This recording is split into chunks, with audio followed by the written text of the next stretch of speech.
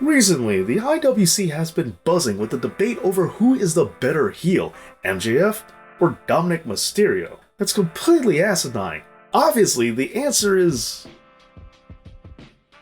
Although, come to think about it, there actually is a compelling case for both sides. So, who's the answer? Well, that's a perfect discussion to serve as the topic of this episode, because today...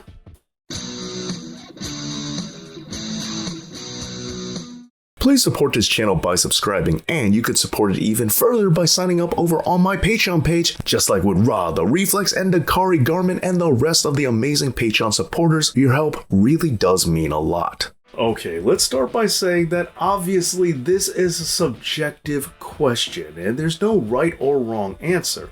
But when you stop to explore all facets of it, you can see that you could make the argument either way. And this is ultimately going to come down to what you personally value the most out of all of these traits. And so for this video, we're going to be taking a look at three major aspects, and we're going to be looking at both sides of the equation. And hopefully I bring up a point or two that may not have occurred to you for this argument that you now take into consideration. Okay, and so with all that out of the way, let's get into our first major category.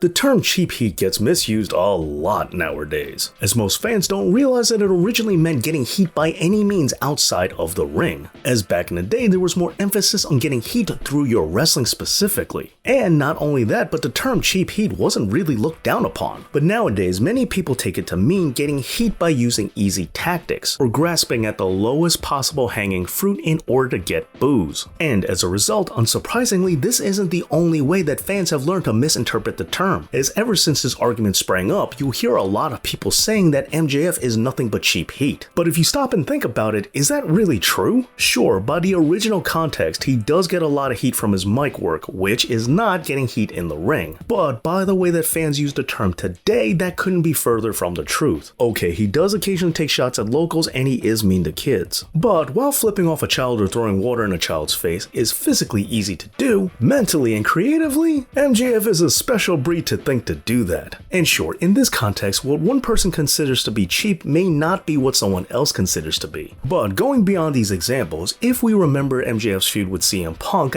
that was a rivalry built on nuance and great storytelling. And again, sure, there are going to be people out there who will say it's bad or that they don't like it, just to be contrarian. But on the whole, I think there are a lot of people out there who really recognize how great this angle really was. However, if you still consider this to be cheap heat, then I have to ask, how exactly does Dominik get a pass? Feuding with his father, getting into it with his mother and his sister. You could call that cheap too if you really want to. Regardless, I think both characters are doing a really good job of running with preconceived notions that a lot of the audience has about both men. Dominik is taking his position as an entitled second-generation superstar and leaning into it by making his character a spoiled ingrate. And by exaggerating this perception as well as over-dramatizing his time in jail, Dominik is coming off as kind of a douche. But then again, so is MJF, as being a young spoiled brat is exactly what Friedman is all about, which is weird when you stop to think about it, because both of them have a lot of similarities, but yet their characters are very different and they're getting very different kinds of heat. The point of the matter is, where exactly do you draw the line? What exactly is it that you're looking for? And again, that's if we even decide we want to count cheap heat as something bad, as in a lot of cases, it's just part of the equation. And also, just because someone uses something in their repertoire a few times, that doesn't mean that's all they do. And for the record, I don't think either of them use cheap heat. Not to say that there's anything necessarily wrong with that,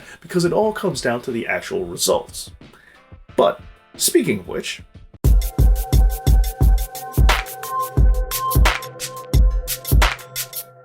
okay, so this is a bit of a complicated one, especially since there are a lot of fans out there who don't always keep in mind the purpose of a heel getting heat, as there are some who think that as long as you're hated, then you're doing your job right, ignoring how you get there and how the fans actually feel. Because remember, when it comes to the pro wrestling business, it is first and foremost a business. And so, it would behoove every wrestling fan out there to remember that the purpose of heat is to generate money. A heel should be able to use his heat to garner more investment into the product, into the promotion by the fans. If audiences actually hate a wrestler and that causes them to change the channel whenever they're on, then that kind of heat is bad. Because again, the whole function of this is to make money. And so, when it comes down to Maxwell Jacob Friedman and Dominik Mysterio, this is where the argument really becomes interesting, as MJF feuds and MJF segments are usually on the higher end of viewership when it comes to AEW Dynamite. Coupled with multiple other factors, it's quite clear that MJF does good for AEW. But the only problem is, he ain't drawing WWE money now, is he? Overall, I think it's safe to say that Dominik affects the WWE much less than MJF affects AEW. But at the same time, Dominik is doing things in a much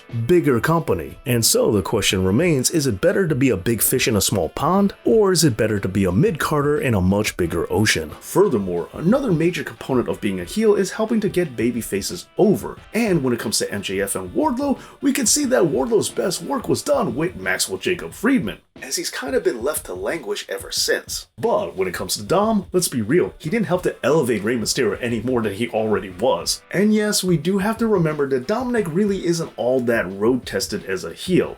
However, that does bring us to our next category.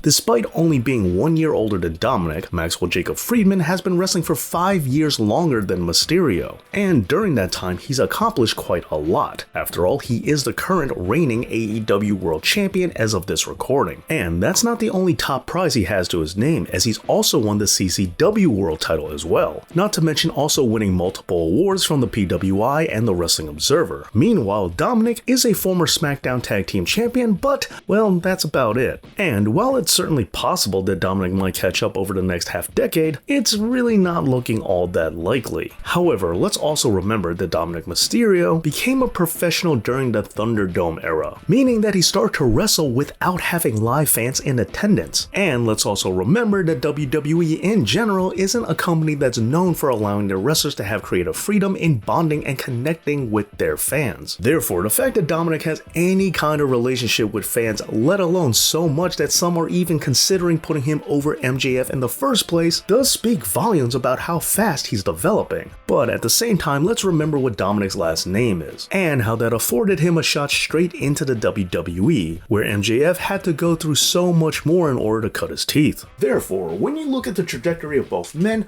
who do you side with? Whose growth, whose progress do you think is more valuable and makes them the better bad guy? Well, there you go, some things to consider when you consider the debate over who's the better heel, MJF or Dominik Mysterio.